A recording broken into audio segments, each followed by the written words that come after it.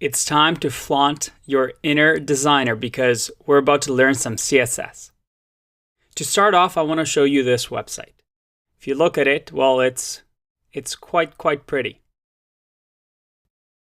Look at that. That's really nice. Now, hopefully, in the future, we can create something like this. But I want to show you what this website will look like without CSS. Here it is. Pretty impressive, right? With just CSS, you'll be able to create something like this. So let's get started, shall we? I've created here for us a simple website.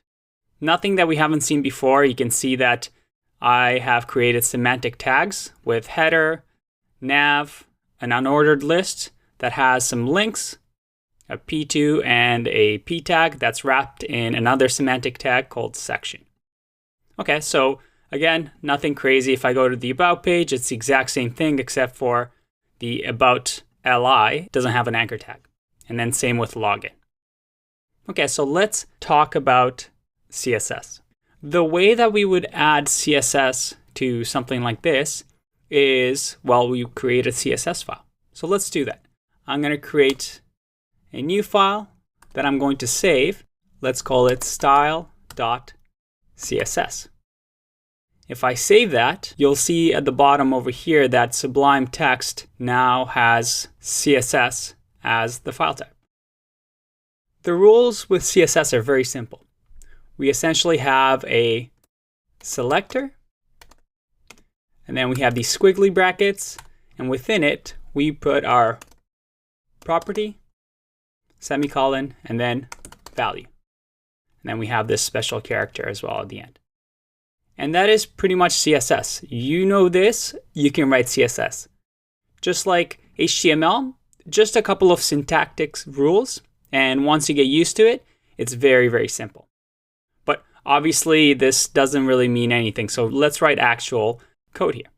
I'm going to comment that out by, again, doing command / in Sublime Text. You can see that the commenting is different than in HTML. And let's say that we want to make this home text red. The way we would do it is we want to select what's called the selector. So here we want to say that the H2, we want that to be red. So all I would say is H2, curly brackets, and then within here I want to say the property. I want to change the color to the value that is red. So if I save that and refresh, well, nothing happens, and that's obvious, right? Because how does this file know that this file exists?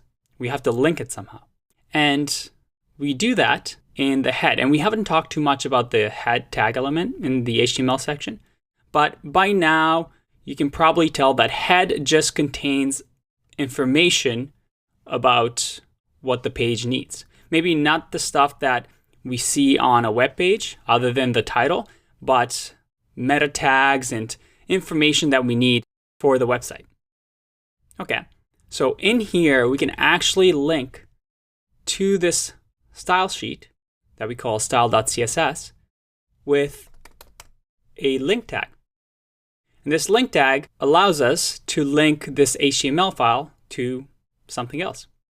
And again, Sublime Text has something very useful here. If I hit tab, look at that. It autofills it for me. These are the standard attributes that you'll see to link to CSS. So you just have to get used to it and eventually it'll become second nature. So we have rel here, which is the added attribute for relation. It just specifies what relationship this link will have. And we have the default style sheet. And then for the type, this is the media type. We want to say that it's a text CSS file. We're essentially telling HTML, hey, just a heads up, we're linking to a CSS file here. And in the href, this should be familiar. We're going to link to style.css.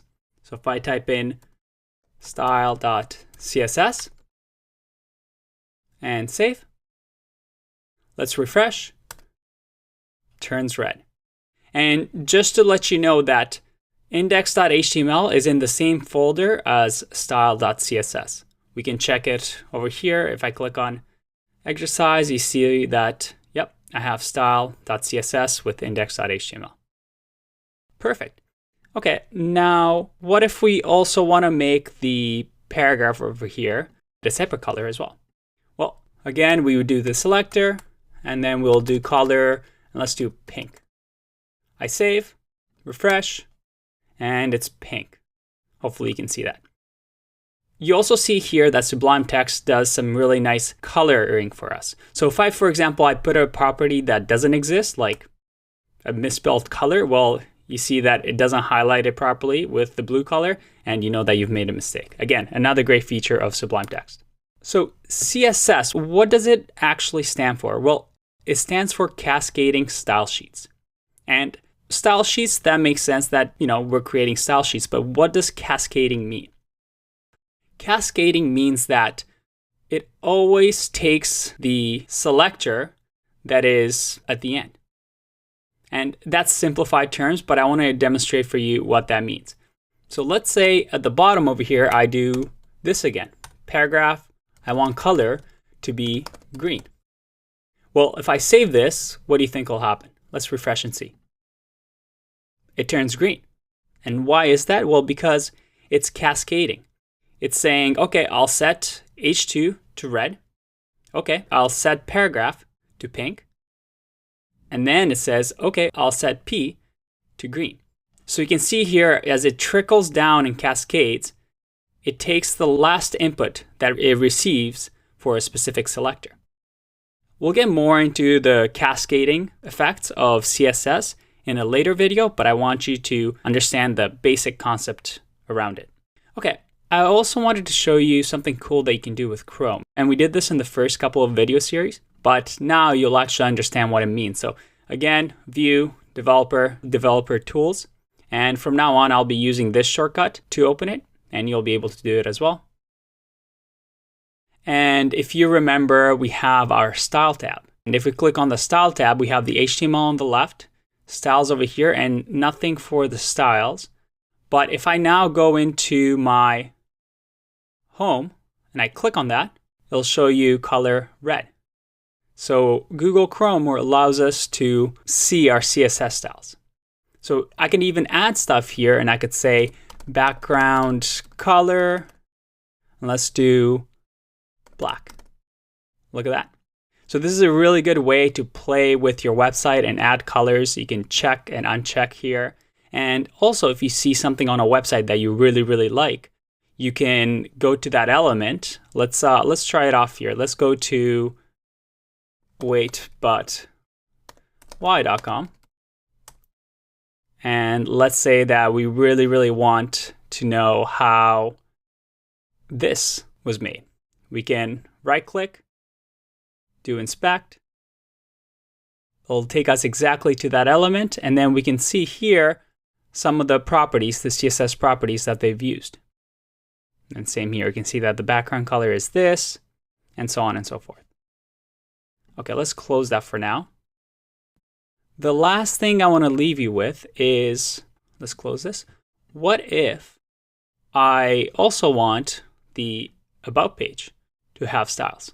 And same with the login page. As you can see, there's no style for these ones, but we want the same thing for the About and login page. Well, as you can imagine, we copy the link tag and we go to About, we link it onto here, and then login, we can again link it here. I save both of these files, and now if I refresh and go to About, look at that, we have our styles. And you may be wondering, well, what if I want different styles for maybe for the login? I want this to be blue instead. Well, we can actually create multiple style sheets. So I can say, for example, let's create a new file and we'll call it style2.css. I save that. And this time I'm going to say that I want my H2 to have color blue. I save that. I go into my login HTML, and now I'll make login reference the second style sheet instead of the first one. So now if I refresh, login is referencing our style2 CSS, but all the other ones are still referencing the old one. Okay, I lied. There is one last thing that I want to add, and that is that this is the common way of adding styles. But there's actually two other ways that you won't see as often, especially when you're starting off, but I wanted to show it to you so that you're not surprised. The first way of doing it is something called inline styles. And this was the original way that we incorporated styles into our HTML. And that is by specifying within the element, let's go with header over here.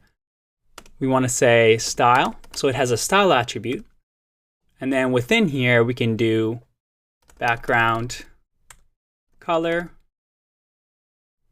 Let's do green and refresh. And we're at the about page right now. We changed that for index.html. So let's go over here and look at that. We have the green background. And if you want to add more, again, we do color red. Let's save and refresh. And look at that. The header has the color red. And you'll see here that these ones are still purple. Well, because they are link tags and they have the default linking. Okay, so that's one way. And third and last way is in the head, you can actually create style tags. And then within these style tags, you can enter CSS. So if you just refresh here, so we have a fresh, clean slate, I can now say, let's do li this time. So all the lists, I want the lists to have background color of purple. So if I now save this and refresh, everything is purple, and that looks pretty yucky. We can keep adding stuff on here, and I can say color white, save, refresh, and it changed the color to white. Now you may be wondering, why don't we just do it like this? This seems a lot simpler than linking to another CSS file. Well, the reason is that for this website, everything is fairly small. It's just a couple lines of CSS, but you can imagine with websites, as they get bigger and bigger, you'll have hundreds and hundreds of lines of CSS, and having one massive file will be very, very challenging to maintain. You can also think of it as if you were working on an HTML and you also had a team of designers that were working on a CSS file. You want to have a separation where you have some team members working on the CSS and then some team members working on the HTML. And that is a concept called separation of concerns. And it's a fancy way of saying that everybody just worry about what they're good at. So HTML, just worry about text, and CSS, just worry about styles. This phrase, separation of concerns, is something that we'll encounter throughout later videos when we get into JavaScript and React. And it's a very, very important concept in web development and computer science in general. So we will get back to that. It'll be a phrase that will keep coming up. So for now, let's delete this. Let's keep things the way that we have it. Let's refresh. And in the next video, I'm going to show you a couple of CSS properties that are more exciting than just color and background. I'll see you in that one. Bye-bye.